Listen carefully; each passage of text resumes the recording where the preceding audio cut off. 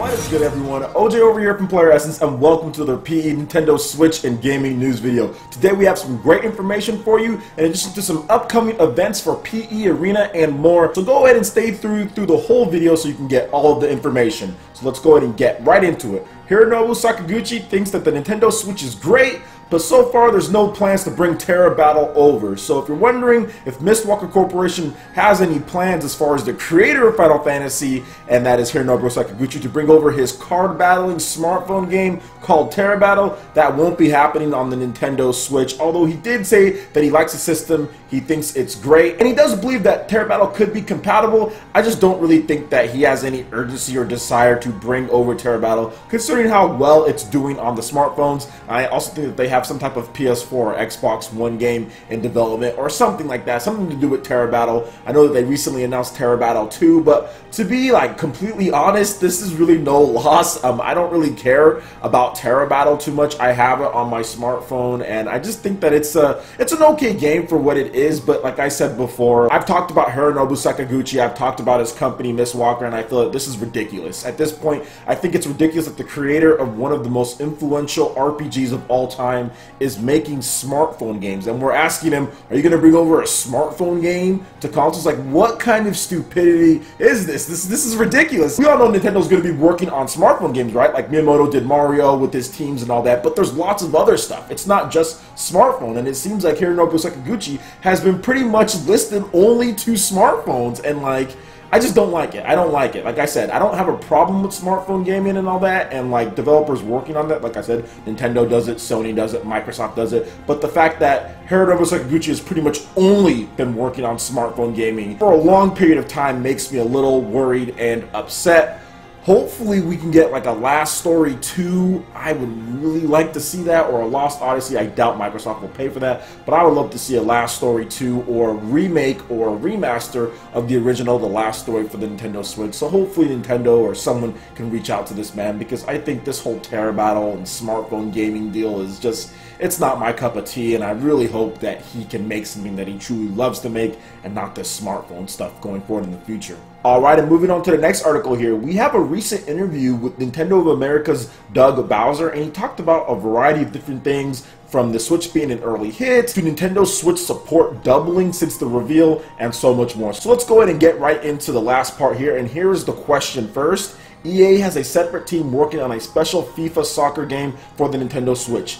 How is the early success of Switch getting third-party publishers interested? Back in February, we announced we had 70 developers or publishers building 100 games. Since that time, each of those numbers has more than doubled, and it runs the gamut from the indies all the way up to the major publishers. At the E3 press conferences, with the exception of Sony, everyone mentioned Nintendo Switch. Even our friends at Microsoft talked about some of the cross-play opportunities. That's an indication of support, and we thank them and we look forward to it. So this has been a hot topic, especially since E3, and a lot of third-party or the bigger third-party games that were announced or revealed for the first time aren't coming to Switch. So a lot of people actually expressed quite a bit of concern, but I didn't really express any concern because I already knew this was going to happen back in January when I talked about it, because of the Nintendo Switch development kits being sent out so late, because Nintendo has talked to third-party developers saying that they don't want rushed or gimped or sloppy ports, so therefore it's just going to take more time. And as the Nintendo Switch continues to build the install base, which it is building, more publishers,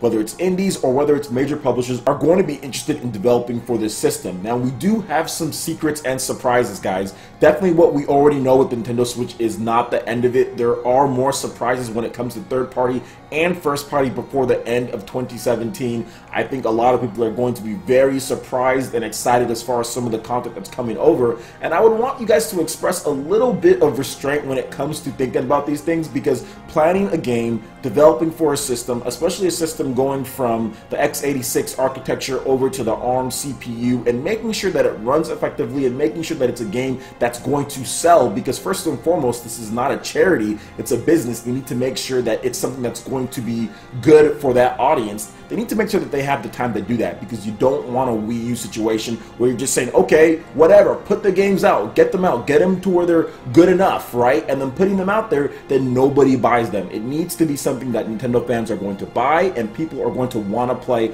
on that system. It needs to fit with the audience, and how third parties see it is the more that the system sells, the more potential audience that they have to sell their game to outside of the big Nintendo games, because let's be honest here, Nintendo is going to command most of the dollars when it comes to their first party games, so you have to have that large install base, especially if you're Nintendo, with all of the games that you release in order to entice more people, and that's exactly what the Switch is doing. And I definitely think 2017 we're going to see some stuff, then 2018 is where we're going to see quite a bit of announcements as well. Alright, and moving on to the next article here, we've got some quick information on Fire Emblem Warriors when it comes to details, local co-op, leveling, difficulty modes, and more. And this is from a recent interview with the developers of the game. There will be local co-op, which will be split screen only. No details on any plans for post-launch DLC. You can level up and change classes just like you can in the Fire Emblem games. This will also change the character's appearance as well, just like in the Fire Emblem games. There will be a more difficult mode where you have to think strategically or else you'll lose characters. Ooh, that seems interesting.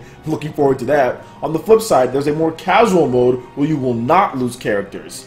Forge bonds between characters, but there is no marriage. Shadow Dragon, Awakening, and Fates are the games they're focusing on for the roster. No plans to develop a Pikmin Warriors or Wave Race Warriors. I don't know why anyone would want a Wave Race Warriors. Whoever asked that question is an idiot. Like, seriously, a Wave Race Warriors, a Pikmin Warriors? Those don't even make sense. But anyway, getting back to Fire Emblem Warriors here, there's a lot of things that really tie it to the Fire Emblem franchise that I like. So the fact that they're going to have a difficult mode or a more difficult mode to where you can actually lose characters, it's funny because I never play Fire Emblem games outside of Awakening. I didn't play the other ones as far as Fates and Echoes on the hardcore mode where you lose people, just because I just don't have the time to be restarting my adventures over and over if I lose someone. Whereas when I was playing Awakening, I did, so I played it through hardcore mode and didn't lose anybody. But after that, I was like, okay, I'm done with this because I restarted the game way too many times as far as the missions go. So this is cool because I think I'd want to do it in this type of game because it's a faster paced game. It's easier to restart something. It doesn't take as long as far as picking people and moving them, because this game, I mean, you can do that. You can send people to certain areas, but it's definitely not a turn-based. It's action. So I'm definitely interested in this type of hardcore mode. I'm thinking that's going to be a really good feature that they added in.